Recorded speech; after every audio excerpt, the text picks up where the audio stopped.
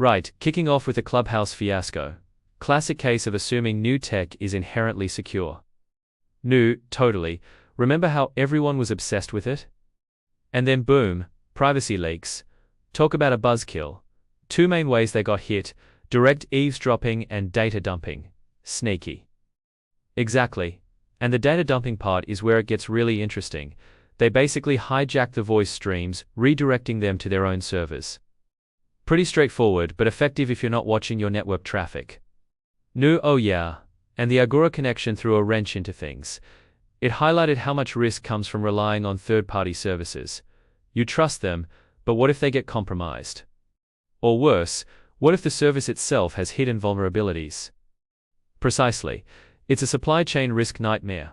And the fact that they used 0 days in Chrome and Windows shows the attackers were serious. They weren't just skimming the surface, they were digging deep. New, it's like the ultimate betrayal. You go to a trusted site, maybe even work-related, and suddenly you're compromised. That's the scary part of a waterhole attack. It's not some random phishing link, it's poisoning the well. Poisoning the well is exactly the term. It's about compromising the infrastructure users rely on.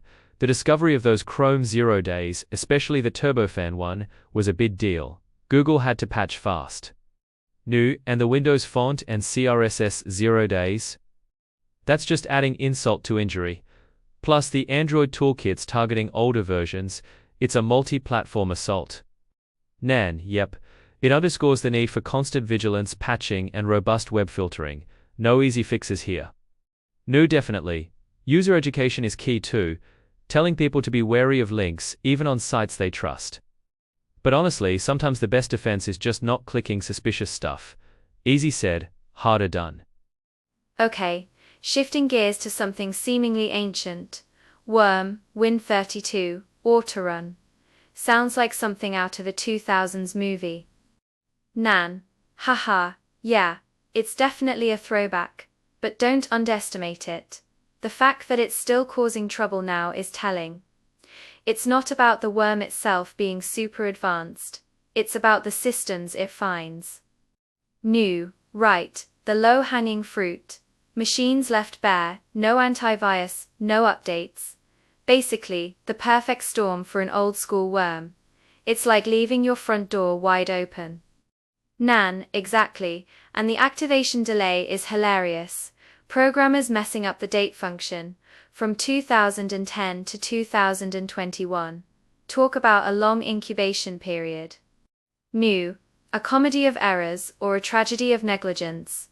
Either way, it highlights how critical basic hygiene is. Basic security hygiene. Now this facial recognition thing is a different beast altogether, moving from code exploits to physical surveillance. New, totally different, and arguably creepier.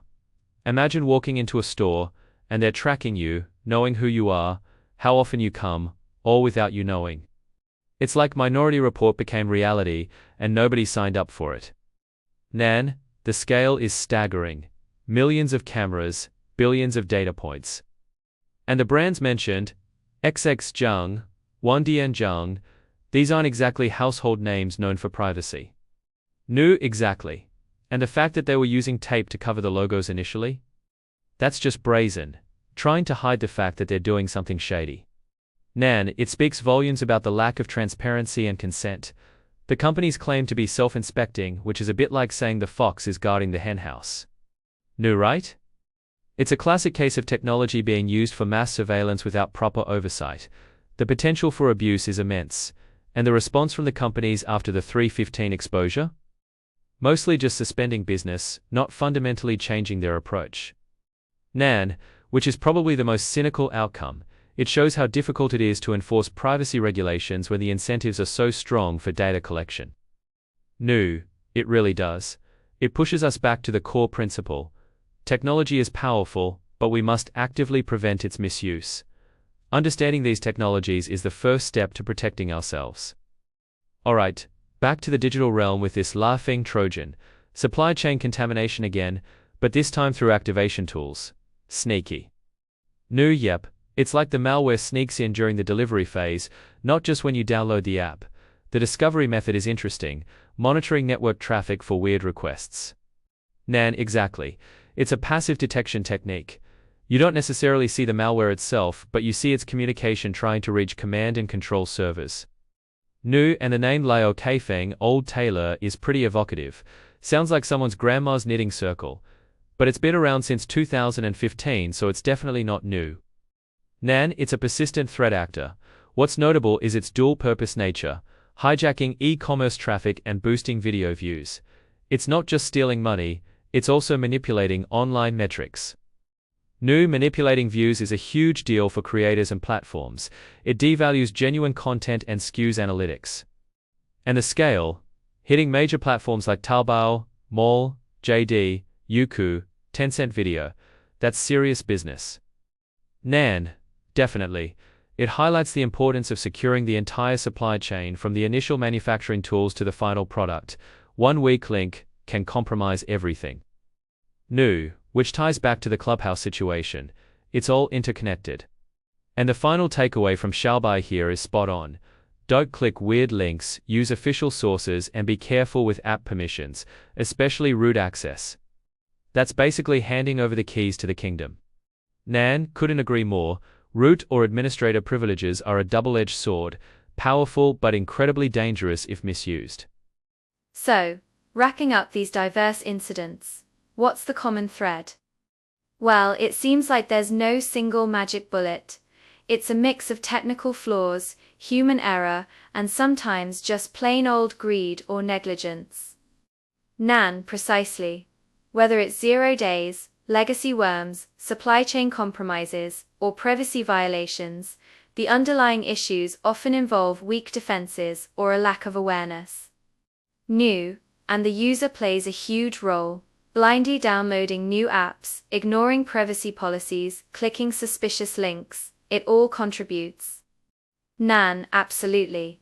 Technical solutions are crucial. Patches, firewalls, intrusion detection, secure development practices. But they're only as good as the people implementing and maintaining them, and the users following best practices. Nu, it's a team effort. Tech companies need to build security in, not bolt it on later. Users need to be educated and empowered to make informed decisions. And regulators need to keep up the pressure on privacy and security standards. Nan, couldn't agree more. It's a complex ecosystem, and everyone has a part to play. So yeah, the takeaway is pretty clear. Stay vigilant, stay informed, and don't be afraid to ask questions. Nan, couldn't agree more. Cybersecurity isn't a destination, it's a journey. Keep learning, keep adapting.